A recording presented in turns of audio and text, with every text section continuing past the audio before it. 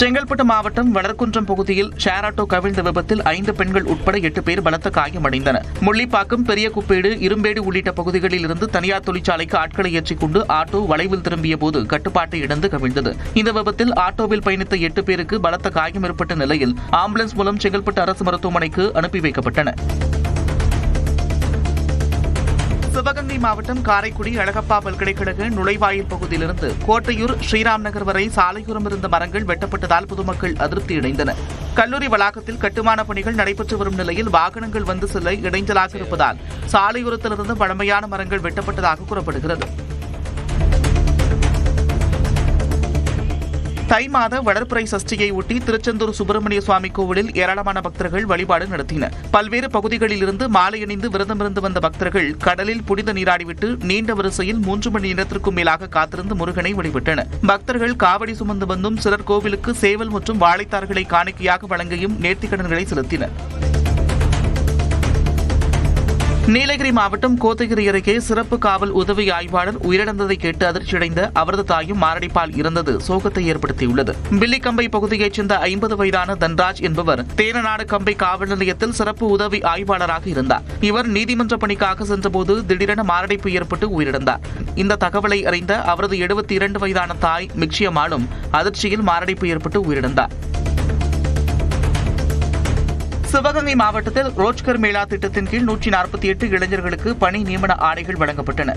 நாடு முழுவதும் மத்திய அரசு பணிக்கு தேர்வு செய்யப்பட்ட 61,000க்கும் மேற்பட்டோருக்கு பணி நியமன ஆணைகள் வழங்கும் நிகழ்ச்சியை பிரதமர் நரேந்திர மோடி காணொலி வாயிலாக தொடங்கி வைத்தார். இந்நிலையில் இழுப்புக்குடி இந்தோ திபெத் எல்லை பாதுகாப்பு படை வளாகத்தில் நடைபெற்ற நிகழ்ச்சியில் மத்திய இணையமைச்சர் பெம்பசானி சந்திரசேகர் 148 இளைஞர்களுக்கு பணி நியமன ஆணைகளை வழங்கினார்.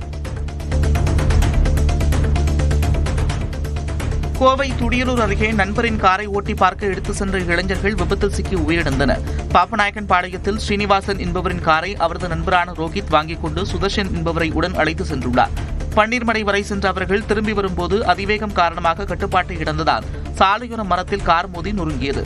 இடிபாடுகளில் சிக்கி படுகாயமடைந்த ரோஹித் மற்றும் சுதர்ஷன் நிகழ்விடத்திலேயே உயிரிழந்தனர். புதுக்கோட்டை மன்னர் கல்லூரியில் சுவாமி விவேகானந்தரின் 163வது பிறந்தநாள் விழாவை ஒட்டி மினி மாரத்தான் போட்டி நடைபெற்றது. இதில் 1000க்கும் மேற்பட்டோர் கலந்து கொண்டு ஓடினர். முன்னதாக கல்லூரி மைதானத்திற்கு செல்லும் கேட் பூட்டப்பட்டிருந்ததால் ஏராளமானோர் காத்திருக்க வேண்டிய சூழல் நிலவியது. அப்போது சிலர் கேட்டை கலற்றியதால் பரபரப்பு ஏற்பட்டது. கடலூர் மாவட்டம் காட்டுமன்னார்கோவில் அருகே ஆசிரியர் வீட்டிற்குள் நுழைந்த பின் மிக்சியை திருடிச் சென்ற காட்சி சிசிடிவி கேமராவில் பதிவாகியுள்ளது. சென்னிநத்தம் பகுதியில் உள்ள ஆசிரியர் திருநாவுக்கரசு வீட்டில் சுத்தம் செய்யும் பணி நடந்ததால் சில பொருட்கள் வீட்டின் வராண்டாவில் வைக்கப்பட்டிருந்தன. இந்நிலையில் வீட்டின் கதவை திறந்து உள்ளே நுழைந்த பெண் ஒருவர் அங்குள்ள பொருட்களை நோட்டமிட்டு மிக்சி ஒன்றை எடுத்து பையில் மறைத்து சென்றிருக்கிறார். இந்த காட்சி அங்கு பொருத்தப்பட்டிருந்த சிசிடிவி கேமராவில் பதிவாகியுள்ளது.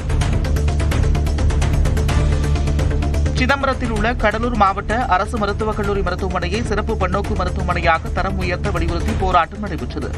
தில்லையம்மன் ஓடையை ஒட்டி அமைக்கப்பட்டு வரும் வெளிவட்ட சாலையில் போதுமான வடிகால் மதகுகள் அமைக்க வேண்டும், குப்பைகளை உடனுக்குடன் அப்புறப்படுத்த வேண்டும், சிதம்பரத்திற்கு வரும் சுற்றுலா வாகனங்கள் நிறுத்த போதுமான இடம் ஏற்பாடு செய்ய வேண்டும் உள்ளிட்ட கோரிக்கைகளும் முன்வைக்கப்பட்டன.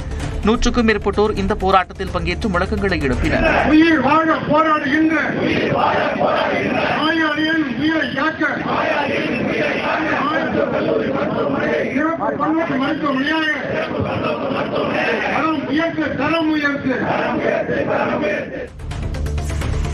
நாமக்கல் மாவட்டம் திருச்செங்கோடு அர்த்தநாரீஸ்வரர் மலைக்கோவிலில் இஸ்லாம் சிறுமி ஒருவர் யோகாசனம் செய்தபடி மலையேறியது பக்தர்களுக்கு வியப்பை ஏற்படுத்தியது.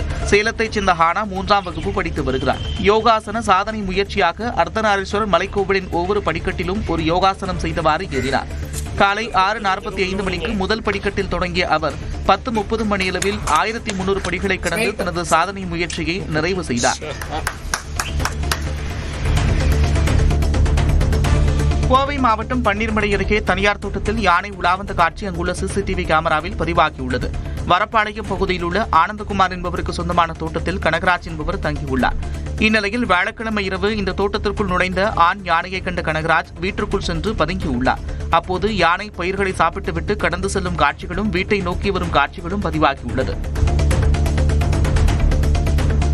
மாஞ்சோலையில் தேயிலை தோட்ட தொழிலாளர்கள் குடியிருப்புக்கு அடிப்படை வசதிகளை மீண்டும் வழங்க உயர்நீதிமன்ற மதுரை கிளை உத்தரவிட்டுள்ளது. இது தொடர்பான வழக்கு நீதிபதி கிருஷ்ணன் ராமசாமி முன்பு விசாரணைக்கு வந்தது. அப்போது மாஞ்சோலை தொழிலாளர்கள் குடியிருப்புக்கு துண்டிக்கப்பட்ட குடிநீர் மற்றும் மின்சார வசதியை உடனடியாக வழங்க வேண்டும் என்று உத்தரவிட்டார். உத்தரவை நிறைவேற்றியது தொடர்பாக பிப்ரவரி 2ஆம் தேதி நெல்லை மாவட்ட ஆட்சியர் அறிக்கை தாக்கல் செய்யவும் உத்தரவிட்டு விசாரணையை ஒத்திவைத்தார். உதகை அருகே மாயாரில் நீண்ட தூரத்திற்கு சாலையில் நடந்து சென்ற புலியை கண்ட வாகன ஓட்டிகள் அச்சத்திற்கு ஆளாக்கினர். மசனகுடி மாயார் கிராமங்களுக்கு இடையிலான சாலையில் புலி ஒன்று கம்பீரமாக நடந்து சென்றது. வாகனங்களின் வெளிச்சத்தை கண்டதும் சலனமின்றி சாலையில் கிடந்தது. இதேபோன்று ஈரோடு மாவட்டம் புளியம்பட்டி பவானிசாகர் சாலையில் உலா வந்த ஒற்றை யானையால் வாகன ஓட்டிகள் அச்சத்திற்கு ஆளாக்கினர். வெகு நேரமாக சாலையில் நின்றிருந்த யானை பின்னர் தானாகவே வனப்பகுதிக்குள் சென்றது.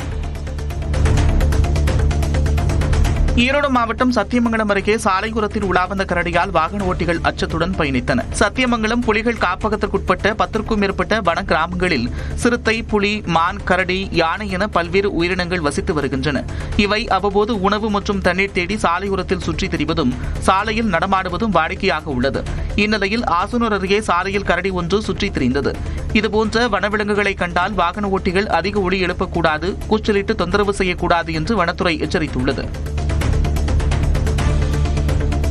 உத்தராகண்டில் பத்ரிநாத் கோவிலை சுற்றி பெய்த பனியால் கோவில் முழுவதும் வெண்பனியால் போர்த்தப்பட்டது. திரும்பிய பக்கமெல்லாம் சுமார் 3 முதல் 4 அடி உயரத்திற்கு பனி குவிந்திருப்பதால் ஓவியம் ஒன்று கோவில் காட்சியளித்தது.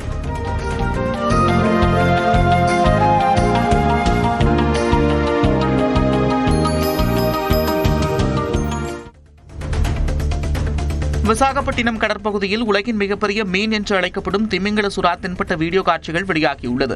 விசாகப்பட்டினத்தைச் சேர்ந்த டைவடா என்ற ஸ்கூபா டைவிங் குழுவினர் சின்ன ரிஷிகுண்டா அருகே கடலுக்கு அடியில் வழக்கமான பயிற்சியில் ஈடுபட்டிருந்தனர். அப்போது சுமார் 10 மீட்டர் நீளம் கொண்ட ஒரு பிரம்மாண்டமான திமிங்கல சுறா அவர்கள் அருகில் மெதுவாக நீந்தி சென்றதைக் கண்டு வியப்படைந்தனர்.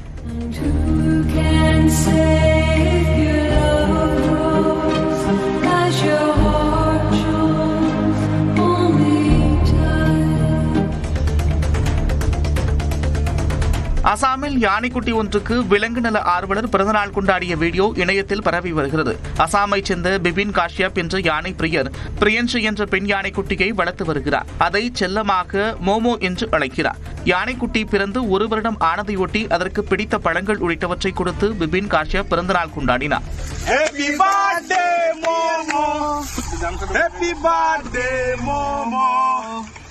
birthday to you. Happy birthday to you. Himachal பிரதேசத்தில் தொடரும் பனிப்பொழிவு காரணமாக கடுமையான வாகன நெரிசல் ஏற்பட்டது. மணாலி மற்றும் பிற மலைப்பகுதிகளில் அதிக அளவில் சுற்றுலா பயணிகள் வரத் தொடங்கியுள்ளதால் சண்டிகர் மணாலி நெடுஞ்சாலையில் வாகனங்கள் அணிவகுத்து ஊர்ந்து சென்றன.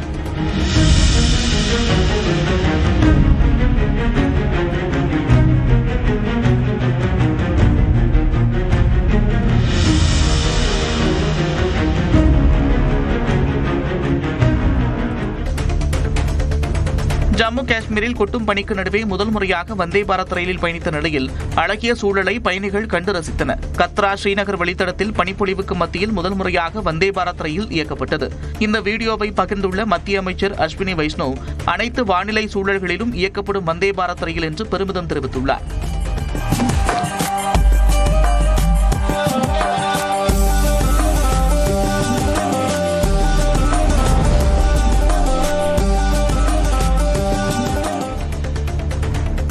இந்திய கிரிக்கெட் வீராங்கனை ஸ்மிருதி மந்தனாவுடனான திருமணம் ரத்தை தொடர்ந்து தன் மீது சுமத்தப்பட்டுள்ள 40 லட்சம் ரூபாய் மோசடி புகாரை இசையமைப்பாளர் பலாஷ் முச்சல் மறுத்துள்ளார்.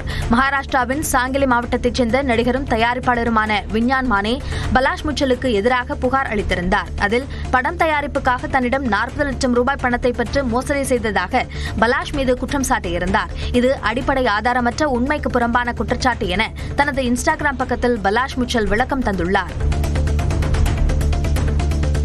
பிரபல கிராக்ஸ் காலனி நிறுவனம் அறிமுகம் செய்துள்ள செங்கல் வடிவ காலனி இணையத்தில் விமர்சனத்திற்கு உள்ளாகியுள்ளது. கிராக்ஸ் நிறுவனம் MSCHF என்ற கலைக்குழுவுடன் இணைந்து கிராக்ஸ் கிளாக் பூட்ஸ் என்ற புதிய காலனியை அறிமுகப்படுத்தியுள்ளது. இதன் பிரம்மாண்ட அளவும் வடிவமும் மீம்ஸ் கண்டென்ட்டாக மாறியுள்ளது. ஏதோ கட்டுமான பணியில் பயன்படுத்தும் பொருள் போல உள்ளதாக பலரும் கருத்து தெரிவித்து வருகின்றனர்.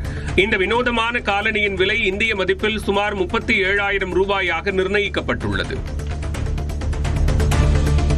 கூகுள் போட்டோ செயலியில் புகைப்படங்களை AI தொழில்நுட்பத்தை பயன்படுத்தி மீம்களாக மாற்றும் அம்சம் அறிமுகம் செய்யப்பட்டுள்ளது. மீம் என்ற இந்த புதிய வசதி பயனர்களின் புகைப்படங்களுக்கு ஏற்ற நகைச்சுவை வாசகங்களை தானாகவே பரிந்துரைக்கும் என்று தெரிவிக்கப்பட்டுள்ளது. விரைவில் அனைத்து ஆண்ட்ராய்டு, iOS பயனர்களும் இந்த சேவையை பெற முடியும் என்று கூகுள் நிறுவனம் அறிவித்துள்ளது.